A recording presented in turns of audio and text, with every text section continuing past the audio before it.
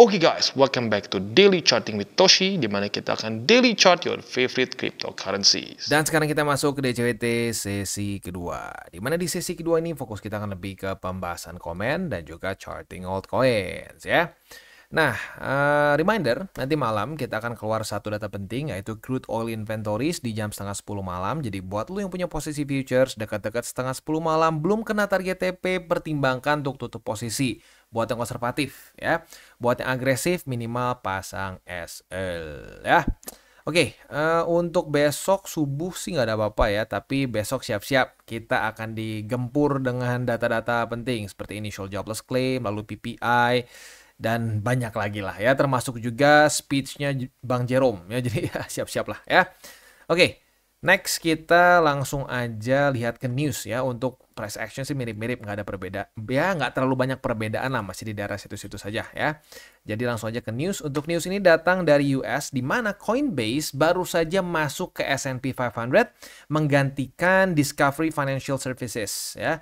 Dan ini di-announce di tanggal 12 Mei kemarin dan akan take effect ya sebelum trading begins di tanggal 19 Mei begitu. Jadi ini pertama kalinya kayaknya ya, pertama kalinya ada perusahaan kripto yang based di US dan memang punya ya ini juga ya sudah go public mulai masuk ke S&P 500 ya. Nah, ini tentunya ya efek long termnya apabila semakin banyak perusahaan-perusahaan yang base-nya itu di US dan perusahaan kripto makin banyak masuk ke S&P, maka kemungkinan besar ya ini korelasi antara kripto terutama Bitcoin ya sama S&P 500 bisa semakin kuat karena lu bisa lihat sendiri ya, Coinbase dan Bitcoin itu juga korelasinya lagi-lagi cukup kuat begitu. Jadi ya mungkin ke depannya US akan ekonominya semakin terkorelasi lagi sama kripto in general begitu ya. Ya kita lihat ke depannya lah. Kita lihat apakah selanjutnya akan ada perusahaan-perusahaan kripto lain yang based di US yang mulai juga dimasukkan ke S&P begitu. Bahkan di sini sempat ditulis ya, sepertinya S&P sudah mulai shift untuk me-embrace financial technology disruption gitu ya. Next kita masuk aja langsung ke komen. Yang pertama dari Dodi Saragi. Jujur, sebenarnya awalnya aku bosen banget denger Bang Toshi ngomong itu-itu terus. Bolak-balik itu terus. Tapi itulah sesuatu yang harus diulang-ulang biar nggak lupa. Setelah tahu maksudnya dan merasakan apa yang dikatakannya benar, jadi ketawa aja sama diri sendiri. Yes, ya memang makanya kenapa gue dapet julukan emak ya, emak-emak. Kenapa ya? Karena terus mengingatkan begitu. Kadang-kadang ya sama seperti anak-anak ya, anak-anak suka seringkali apa sih mamah nih kebanyakan ngomong ya, wah cerewet ya. Tapi ya kadang-kadang cerewetnya itu masuk ke otak begitu. Kayak contoh kemarin gitu ya, ada yang bang, gue sempet nyaris all in nih, tapi pas gue mau all in gue langsung inget muka lu bang ya, lebih tepatnya bukan muka gue sih, topeng gue mengatakan untuk jangan all in begitu. Nah itu tujuannya ya. Memang kadang-kadang orang bisa bosan, tapi ya lagi-lagi lah ya. Gua saat mengulang beberapa hal itu memang hal yang cenderung penting begitu, dan ya gue udah ngeliat juga efeknya begitu ya. Jadi mantap ya, ya akhirnya kerasa kan manfaatnya begitu, walaupun waktu ngerasainnya mungkin bosen. Next dari Kira Dota, sangat-sangat setuju kalau tebak-tebakan itu lebih gede profitnya dibandingkan DCA. Kalau tebakannya bener katanya ya. Anggap aja BTC bener dump ke 50k, all in, rumah jual, ya sekarang udah 2 kali lipat. Tapi kalau salah prediksi ya akhirnya nunggu terus kok nggak ke 50k. Akhirnya pas naik FOMO belinya di pucuk dan ujung-ujungnya yang DCA membagi pelurunya yang lebih profit begitu ya. Jadi ya benar kalau kita ngomong what if ya. Kalau ngomongin what if ya itu sama aja kayak gini. Gua beli lotre kalau menang itu gua cuan, ya iyalah ya. Tapi probability-nya sebesar apa begitu. Nah, banyaknya orang yang tebak-tebakan all in itu seringnya kalah. Nah, itu ya, sementara yang DCA lebih sering menang begitu karena tidak mencoba untuk timing the market ya. Lebih ancur kalau diterapin di alts. Yes. Tebakannya benar kayak cepat, kalau salah ya hilang tuh rumah alias miskin cepat. Benar ya. Ini cuma contoh ya, bukan berarti beneran jualan rumah. Kecuali rumahnya dingin. Waduh, janganlah ya, jangan kayak begitulah ya. Udah, paling tentram strategi Kotoshi, rasio 70-30 dan nunggu kuartal 4. DCA terus karena manajemen resikonya buat nyaman tidur. Mantap. Keren. Next dari Rainbow ya. Orang yang mengatakan kebenaran seringkali dibenci oleh banyak orang. By Plato ya. By the way, ini komentar pertama saya di channel ini. Wah, mantap ya. Sejak 2000 24 Maret ya. Perkenalan di dunia kripto timing yang kurang tepat karena beli di pucuk. Minus banyak, even Black Swan Iran versus Israel buat porto kebakaran. Puji Tuhan ketemu channel Bang Toshi ini, sehingga buat otak lebih waras dan mulai profit konsisten karena sudah ketemu pola trading dan SOP untuk DCA dan take profit secara konsisten. Nah nih garis bawah ya, ketemu SOP, ketemu pola trading dan tahu juga cara TP. Begitu ya, jadi harus bisa, nggak bisa cuma kayak nonton nanti tiba-tiba kaya, nggak ya. Kalau lu cuma nontonin TCI tapi nggak ngelakuin apa-apa nggak guna, jadi harus ada actionnya ya. Kalau itunya mungkin ora et labora ya, kita jangan cuma doa doang. Kan ada orangnya, gimana nih Tuhan, saya sudah berdoa tapi nggak kaya-kaya, tapi diem di rumah, ya nggak bisa ya, harus ora et labora ya. Terima kasih buat Bang Toshi, selamat bertuai, God bless you, God bless you too. Next. Hati-hati ya, ini banyak spam dan scam, jadi ya harusnya sih kebaca ya vibe-nya kalau scam ya. Next, dari Sunrise. Kata-kata lu terakhir daging semua bang. Terima kasih sudah sering diingatkan. Kadang-kadang kami hilaf bang. Nah, ini udah 2 kali nih ya. Ada yang merasa bahwa diingatkan itu akhirnya penting begitu ya. Benar-benar kebantu dengan nasihat lu semua. God bless you bang. God bless you too. Mantap. Next. Dari Haikal Jundi, ya itulah ya. Matoshi, semakin dengar informasi dari Matoshi, saya semakin berterima kasih lagi kok. Jujur, walaupun masih awal di market, baru 1,5 tahun, itu udah lumayan lah ya. Dan dulu dapat hoki di Ethena. Wah, ya ini lumayan nih, sempat ya, pada masanya lumayan. Ya. Semakin kesini semakin mikir konservatif, malah dan plan ke depan keep in 80 atau 90-10 ya, rasio berarti BTC Alts ya. Oh, oke. Sebenarnya gini, sekali lagi, nggak masalah. Kalau BTC-nya digedein nggak masalah. Yang jadi masalah tuh kalau alts-nya, begitu ya. Saya pribadi malah kepikirannya kayak sayang, uang aja kalau alts kegedean endingnya malah rungkat. Yes, ya bagus. Berarti lo sadar, banyak yang rungkat gara-gara kegedean alts ya. Sekali lagi, terima kasih atas pencerahannya, Mak. Semoga channel ini semakin berkembang ya, Mak. Salam tabur tuai. Mantap, salam tabur tuai juga ya. Next. Dari JR Channel, diam adalah emas. Wah, silent is golden ya. Diam-diam membuat bangga. By the way, gua terbuka sama ortu. Bagus ya, artinya berarti ortu lu pemikirannya ini ya, nggak cupet ya, dan ortu gua mendukung. Mantap. Nggak semua orang punya privilege ini ya. Selagi itu bermanfaat dan tidak merugikan. Ketika naik, alhamdulillah. Ketika turun bisa beli lagi dan selalu dinasihati untuk tabungan ke jangka panjang. Wah, keren ya. Biar nanti di usia tua tidak kelabakan. Pokoknya mantap. Wah, happy banget gue dengernya ya. Karena lagi-lagi ya, sudah cukup banyak juga curhatan yang ortunya tuh kadang-kadang yang tidak mendukung dan cenderung malah mengucilkan begitu ya. Jadi sekali lagi bro, ini satu privilege yang gak semua orang punya ya. Mantap. Ya baik lagi, dalam perjalanan itu bisa sering ada hiccup dan kadang-kadang banyak godaan. Ingat ya, godaan itu ya sekali lagi kalau tidak menarik nggak mungkin disebut godaan. Jadi ya keep it within the lines begitu ya. Lu udah punya SOP, harus taat ke situ. Ya kalau sampai sudah mulai pengen nakal gitu ya, ingat lagi ya, semoga topeng gua keluar menghantui mukamu kalau sudah mau melanggar SOP ya. Next. Wah, thank you. Ada super thanks dari Bro Brian ya. Sekali lagi seperti yang kita sudah sering bahas ya sebelum-sebelumnya, di TCI tidak ada namanya grup berbayar, tidak ada namanya grup VIP. Jadi super thanks seperti ini, lalu bagi lo yang menggunakan link referral kita di bawah itu sangat membantu perkembangan dari TCI ya. Jadi sekali lagi thank you untuk Bro Brian. Kok kalau untuk TP kan Koko bilang weekly close harus di atas Bollinger Band ya. Gimana cara bacanya kok dan indikatornya pakai yang mana kok? Thank you, God bless you tuh ya. Jadi gini, kita tinggal pakai namanya Bollinger Band ya. Lu bisa tinggal cari ball aja langsung keluar nih Bollinger Band ya. Lu klik di sini, lu buka di weekly. Kita ambil contoh ya si ini aja lah si PP ya. Nah, kayak PP kita udah dapat TP 4 kali nih. 1 2 3 4. Dan jujurnya kalau memes gue lebih agresif ya TP-nya dibandingkan dengan BTC. Nah, intinya kalau seperti ini, kalau dia weekly close di atas dari ya ini ya dari Bollinger Band begitu. Tapi kalau misalkan nih TP ini sama ini kan terlalu dekat nih. Nah, ini kita mungkin boleh skip. Nah, aturannya kalau gua BTC dan alts in general biasanya 50% begitu. Tapi kalau memes kadang-kadang gua TP lah walaupun belum terlalu jauh, belum sampai 50% juga gitu ya. Gitu aja sih ya. Nih, sekali lagi seperti ini, di atas dari upper band nih ya. Apabila di atas, dan biasanya apa namanya, signal yang bagus itu kalau dia close-nya signifikan di atas, begitu ya. Oke, kita balikin dulu ke BTC ya. Oke, next kita akan sebentar. Ini Bro Brian yang dulu buka posisi futures bukan tuh, yang sempat lumayan deg-degan tuh kalau nggak salah harga liquid di 60 ribuan. Nah, gimana tuh posisinya ya? Apakah sudah membaik atau belum? Ya semoga sih ya harusnya membaik ya karena udah balik ke 100 ribu. Cuma nggak tahu kemarin udah sempat ditutup atau enggak. Gue lupa bukanya di mana. Gue penasaran, udah balik modal, udah lu tutup atau gimana nih ya? Semoga sih aman begitu ya. Itu sebenarnya kan rada over, ya bukan rada, itu over leverage ya, karena posisinya terlalu dekat ya sama harga running, sama harga lu buka begitu ya.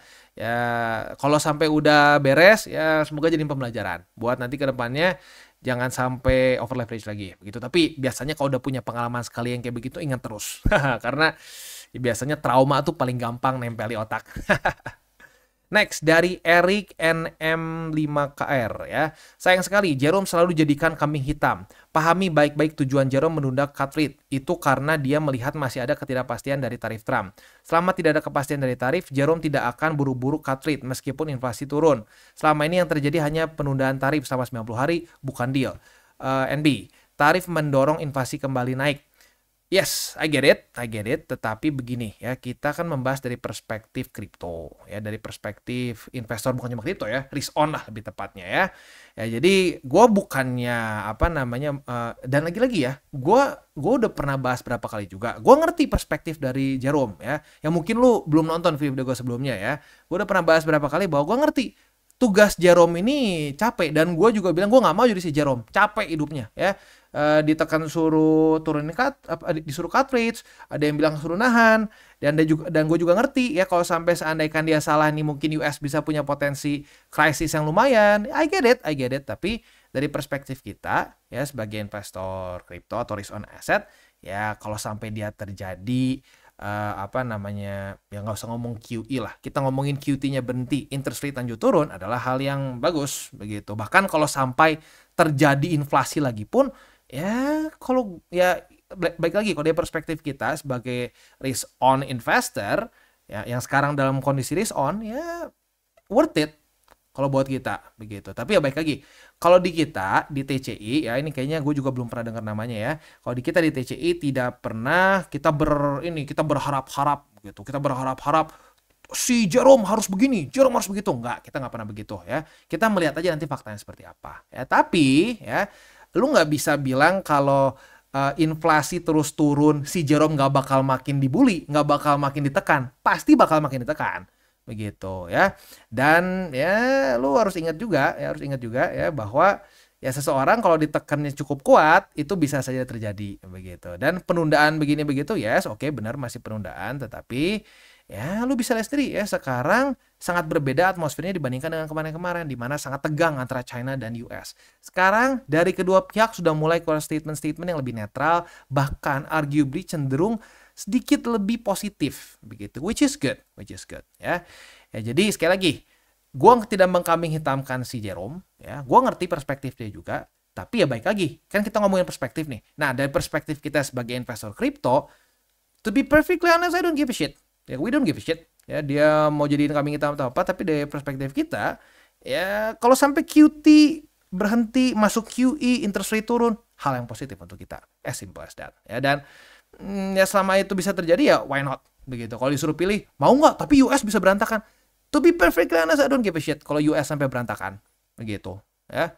Dan kalau sampai dia berantakan ya, anggap ya kan gini ya, baik lagi nggak langsung ya efek, misalkan masuk QE nih ya, masuk QE itu kan nggak langsung jadi minggu depannya krisis gitu, nggak langsung masuk resesi juga begitu ya. Ya jadi ya lagi-lagi kalau sampai misalkan nanti ada ya, kita anggap setahun lebih lah gitu ya. Sekarang misalkan kita ini berandai-andai aja ya, kita masuk QE tiba-tiba ya. Lagi-lagi ini hanya andai-andaian saja ya. Masuk QE, boom. Tiba-tiba market naik, iyalah karena liquidity kan menambah gitu kan. Itu nggak bisa dipungkiri. Pasti kalau terjadi QE dan interest rate terjun payung ya pasti market risk on asset akan boom ya. Nah, saat itu terjadi ya kita ada statistik kuartal 4, kita TP sampai krisis malah bagus kalau menurut gua sih ya. Lagi-lagi ya, ini perspektif dari kalau kita nggak mikirin kondisi di US begitu ya, kita cuma mikirin ya porto kita gitu. Udah beres nih. Ya, let's say di US kena krisis, boom, turun ya. Turun mesti inline sama teori cycle. Begitu. Jadi ya baik lagi lah. Ya kalau gua sih sebenarnya ya lagi-lagi untuk urusan si Jerome ini I get his perspective, tapi ya perspektif kita juga ya kebalikannya aja dari situ. Ya kita sih pengennya secepat mungkin QT minimal berhenti dan interest rate turun begitu. Tapi ya baik lagi kita tidak berharap-harap gitu setiap hari ayo turun enggak ya. Ya tapi kalau sampai turun is good ya. Next dari DB Creative Channel. Hahaha, lu ngomong SKSD ketahuan nih usianya. Kalau nggak Gen X, Gen milenial. Ya pokoknya udah nggak muda lah. ya SKSD sekarang udah nggak ada yang ngomong SKSD ya? Apa ngomongnya sekarang? Oke, next dari Kopin. Thank you, super thanks-nya ya. Mengenai altcoin season nih Bang, yang belakangan sering dibahas. Jika top halving year ya atau ya di cycle ini, maksud cycle top ya, ada di mungkin nih kuartal 4 yakni di November atau Desember, berarti waktu kita tersisa 6-7 bulan. Berarti waktu yang tersisa sangat mepet buat all season. Biasanya all season berlangsung berapa lama? Apakah masih ada kemungkinan waktu yang tersisa buat all season sebelum masuk bear market menurut pengalaman Bro Toshi? Mohon penjelasannya buat kami para newbie. Tetap berpegang rasio 70-30, tetap realis, tetap DCA, tetap ingat 3 golden rules. Salam tabur tuai. Terima kasih. Mantap ya. Nah, jujurnya ini memang yang paling lama sepanjang masa ya. Dari at least dari data yang kita punya dari 2016 lah ya. Dimana itu ya data yang kita punya dari old season yang pertama begitu ya. Jadi kita lihat dulu sini ya. Kita lihat dulu ke chart ini. Start. Oh benar. Nah di sini kita bisa lihat. Nah waktu di sini ya kita bisa lihat interest rate itu sebentar balance sheet kita bisa lihat. Nah jadi di masa-masa ini ya biasanya kita tuh udah keburu netral ya. Atau ya malah lagi QE begitu. Nah kali ini yang udah sampai post halving year gitu ya, udah bahkan ya tinggal 6 bulan lagi masih dalam masa-masa QT. Nah kalau sampai mungkin kejadian ya mungkin altcoin seasonnya nggak akan terlalu lama-lama amat gitu, nggak akan selama sebelum-sebelumnya. Atau mungkin juga teori bisa seperti ini ya. Gue sudah pernah bahas juga BTC itu kan di November ya. Nah altcoins emang semua di November? Nggak juga ya, kita pernah bahas. Kayak contohnya Luna itu dia sampai 2022 bahkan ya. Kalau kita cek di sini Luna. Nah, ini kan altcoins ya. Dia tuh sampai 2022 nih pucuknya. Jadi jangan-jangan mungkin saja kalau sampai altcoinsnya cenderung lama, hype-nya belum pudar, ya BTC udah duluan dapat pucuk, alts-nya baru belakangan gitu. Jadi masih ada buntutnya lagi. Itu mungkin saja terjadi gitu ya. Tapi ya berarti saat di masa-masa itu kita mengambil resiko berlebih mengambil resiko lebih. Karena saat kita hold ya itu berarti melawan statistik yang kita punya begitu. Ya lagi-lagi lah ya kita harus bisa nimbang-nimbang nanti antara risk dan reward begitu ya. Itu dan baik lagi itu tergantung juga setiap orangnya ya. Kalau misalkan orang rasa, "Wah, Bang, gua ini aja, gua biarin siapa tahu masih ada momentum ya boleh." Tapi ya harus siap juga kalau sampai drop gitu. Kayak contohnya Shiba, coba ya Shiba. Gua jujurnya udah lumayan lupa Shiba ya di cycle sebelumnya. Nah, ini malah sama percis ya. Nah, jadi ada yang sama kayak BTC di November Desember, tapi ada juga beberapa alts yang kebablasan sampai 2022. Apa ya contohnya ya? Apex gitu ya? Atau enggak, Matic kayaknya Matic. Coba kita cek ya, Matic USDT. Nah, kita bisa di sini. Nah, ini juga sama nih ya. Offside sampai ini juga Desember ya. Ya, tapi ada lah contohnya kayak Luna. Gue lupa apalagi soalnya udah lumayan lama ya. Itu udah ngomongin 4 tahun lalu soalnya gitu ya. Ada possibility seperti itu yang tadi gue bahas ya. Pertanyaannya bagus nih ya. Next dari Ayung Syahrul. Kemarin bulan Januari sempat salah ambil posisi beli BTC dengan metode all in. Dan alhasil minus 30% di BTC. Tuh lihat ya. Salah maksimum aja kasarnya ya. All in di Januari. Coba Januari separah apa ya? Januari. Wah, yang mendekati pucuk lah ya. Nah, itu masih minus 30. Ini dia alasannya kenapa BTC lebih bikin tenang, gak sport jantung ya. Tapi puji Tuhan, berkat sabar dan berpikir jangka panjang, serta selalu dinasihati Mbak Toshi, sekarang balik lagi dan sudah profit 10%. Mantap ya, dari minus 30 jadi profit lagi 10%.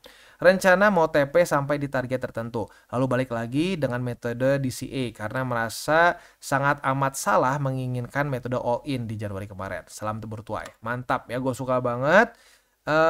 Gue suka banget kalau lu misalkan ada kesalahan ya, tapi mencoba untuk memperbaiki, karena banyak sekali orang udah salah nggak mau memperbaiki gitu, malah menyalahkan market. Ya nggak usah jauh-jauh, dukun kemarin kan banyak yang menyalahkan nih, wah kita sudah masuk bear market, salah market kali ini ya, wah hebat banget ya, salah market, nggak coba ngaca dulu, jangan-jangan lu salah begitu ya. Nah gue suka orang yang bisa introspeksi diri gitu, karena itu modal yang sangat besar ya. Kalau ego lu kegedean di market, nggak jadi bisa belajar begitu, walaupun bisa pinter nih, misalkan sebenarnya otaknya tokcer tapi egonya kegedean, nggak mau menyadari kesalahan gitu ya, itu bisa hancur lagi begitu. Jadi bagus ya, ini udah ada modal utamanya nih ya, mau belajar dan siap memperbaiki kesalahan. Beres. Oke, itu kurang lebih ya untuk pembahasan komen pada hari ini. Selanjutnya kita masuk ke buy limit. Tetapi sebelum kita masuk ke buy limit, seperti biasa gue akan disclaimer dulu bahwa semua konten dari TCI bukanlah financial advice. Ini semua bentuknya adalah edukasi. Lalu bagaimana cara untuk mendukung TCI? Ada banyak caranya. Lo bisa like our video, bisa share our video, itu juga bisa menggunakan link referral kita di bawah. Dan sponsor kita pada hari ini adalah Wallby. Jadi Wallby ini adalah suatu platform untuk kita trade futures. Nggak ada spot ya, hanya futures saja. Jadi buat yang newbies mungkin masih belum cocok ya, jangan dipaksakan juga gitu ya. Nah, buat yang memang sudah cocok, sudah biasa trading futures, ya mungkin boleh coba di sini ya. Dan yang unik dari Wallby ini adalah mereka itu ada AI agents. Nah, AI agents ini adalah AI yang kita bisa pakai untuk membantu membuka posisi begitu ya. Di sini sudah ada sudah ada SL-nya, sudah ada TP-nya secara otomatis begitu, dan bisa disesuaikan juga resikonya. Ada yang low risk dan BTC. Nah, ini yang paling low risk lah. Buat lo yang pengen coba, ya gue saranin ini dulu aja deh, jangan yang aneh-aneh gitu, karena gue udah pernah coba berbagai macam AI mereka.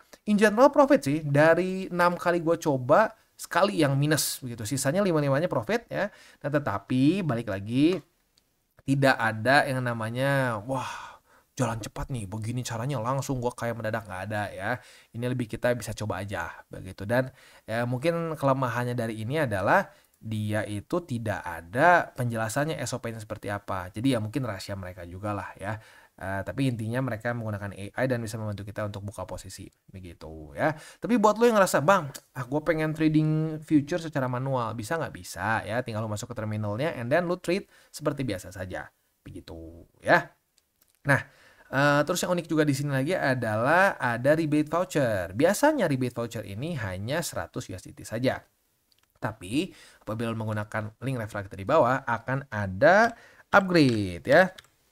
Atau juga bisa menggunakan kode kita di sini ya, Toshi Crypto. Dan kita bisa di sini upgrade dari 100 USDT menjadi 250 dalam bentuk rebate voucher, bukan buat di WD tapi untuk rebate voucher ya. Buat yang tertarik untuk pengen coba, silahkan bisa pertimbangkan untuk menggunakan link referral kita di bawah dan mulai trade di Wallby. Dan kita masuk ke Cardano. Untuk Cardano ini sudah ada setup baru nih ya. Posisi long kemarin kan sudah profit, shortnya juga profit, asik ya, dapat semua. Nah, hari ini ya, atau lebih tepatnya gini deh, kemarin sudah terjadi retest baru nih, dan retest juga ke EMA 200 ya. So untuk hari ini apabila terjadi retest kedua di EMA 200, di EMA 200, kita bisa buka posisi long dengan target TP kita di angka 0,845. Untuk posisi spotnya ada di EMA 200, lalu juga ada di 0,7572 ya. Lalu juga ada di angka 0,7411. Next kita masuk ke XRP. Untuk XRP kita bisa lihat di sini kemarin sudah terjadi, ini jujurnya sedikit menyebalkan ya. Kemarin lusa tanggal 12 Mei retest pertama. Coba retest dulu ke sini, kena target TP. Nggak kena ya. Hari ini malah retestnya ke atas bukan ke bawah. Ya sudah, artinya apa? Memang belum rezeki. Jadi belum ada setup futures. Nanti kalau ada ya besok kita bahas lagi ya. Untuk posisi spot ada di angka 2,44785, lalu di EMA 200 yang conference dengan 2,27 dan MA50. Next kita masuk ke AVAX. Untuk AVAX kita bisa di sini sayangnya posisi short kita ya, buat yang agresif kena cut loss. Buat yang konservatif coba kita cek ya. Buat yang konservatif Oh, buat yang konservatif tuh aman ya di sini ya. Masih profit tapi tipisnya nggak kira-kira ya. Jadi berapa sih? Penasaran gua. Tipis banget sih. Ini kan di sini ya. Aduh, tar biar biar precise deh, biar precise kita ganti ke 30 menit. Nah, kita di sini kan kemarin tuh setengah 8 ya. Coba kita cek. Kemarin jam rawan itu mulai dari setengah 8 ya. Nah, buat elu yang konservatif dan tutup posisi di setengah 8, lu masih dalam keadaan profit tapi tipis ya, cuma profit sebesar lumayan ya 1% begitu ya. Nah buat yang agresif sayangnya kena cut loss, jadi ya baik lagi ya, yang agresif tuh bukan selalu profit juga, bisa juga jebol seperti ini ya. Oke, untuk posisi spotnya ada di angka 24,96, lalu juga ada di angka 22,38 yang converse dengan EMA 20 dan juga di EMA 50 ya. Oke, kita tutup dengan 3 golden rules. Jangan pakai uang panas, jangan over leverage, berpikirlah jangka panjang. Dan yang terakhir apa? Salam tabur tuai. Ingat, apa yang lo tabur akan lo tuai, jadi taburlah sebanyak mungkin hal baik. Oke guys, jadi itu adalah akhir dari segmen DCWT kita pada hari ini. Dan jangan lupa bagi kalian yang merasakan manfaat dari segmen ini, jangan lupa untuk share ke teman-teman kalian. Dan apabila lu pengen mensupport channel kita, ya TCI, jangan lupa untuk menggunakan link referral kita di bawah. Nggak wajib ya, tetapi apabila lu menggunakan link referral kita di bawah, ada macam-macam ya, dari Bybit, Huobi, Maxi, toko kripto, dan banyak lagi ya. Ya, walaupun nggak wajib, tapi kalau menggunakan link referral kita, lu secara langsung membantu perkembangan dari TCI. Dan satu lagi, jangan lupa juga untuk join Telegram group kita, di mana kita bisa ngobrol-ngobrol santai mengenai dunia cryptocurrency secara dua arah. So, jangan lupa untuk like, subscribe, click the bell icon, and see you on the next video.